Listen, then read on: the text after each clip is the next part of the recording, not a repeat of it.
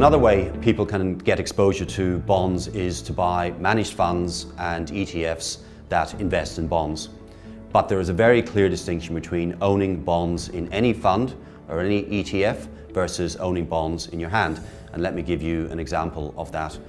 Let's say I have 5 bonds and I know exactly when they're all going to mature. I know when the income's going to be, and I buy all 5 bonds. I know today that I'm going to get this principal back on these dates and I'm going to get this income along the way.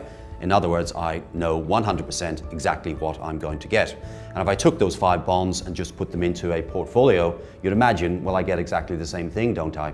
But the portfolio is a trust, a managed fund or an ETF, and these trusts are perpetual and they don't mature, whereas the bonds mature. And as soon as they do mature, what happens? Well, the portfolio manager replaces them.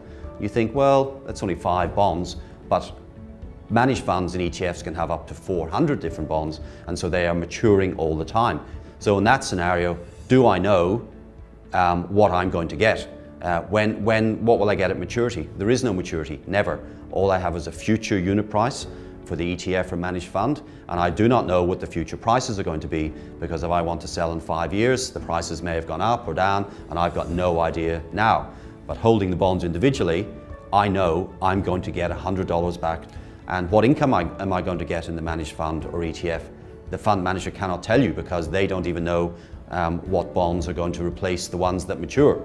So you lose the predictability that you get holding bonds individually, and that is actually the reason you invest in bonds in the first place. You invest in bonds because you want predictability.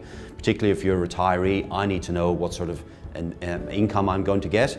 This is an alternative to my term deposit, and with term deposits I know exactly what I'm going to get, just like bonds held individually. The bond fund, the bond ETF, they cannot do that because they are perpetual, and you're losing the core feature of bonds, which is predictability driven by the fact it's going to mature and you get paid back. Now, they're a lot more diversified than holding bonds individually, but really how much diversification do you need is the question you've really got to ask yourself. And imagine interest rates go up. So interest rates have gone up and suddenly all bond prices fall. If I'm holding these 5 bonds I bought, I think to myself, well, I was always going to hold those to maturity, and it doesn't matter because the $100 I get back at maturity is not impacted by those rising rates. Whereas in my bond fund or managed or bond ETF, I'm locked into that interest rate increase, and all the bond prices fall and my managed fund or ETF unit price falls, and there's nothing I can do about that until rates rise again. So you cannot just hold to maturity like you can with individual bonds. And so those are very, very fundamental distinctions between bond funds, bond ETFs versus owning bonds individually.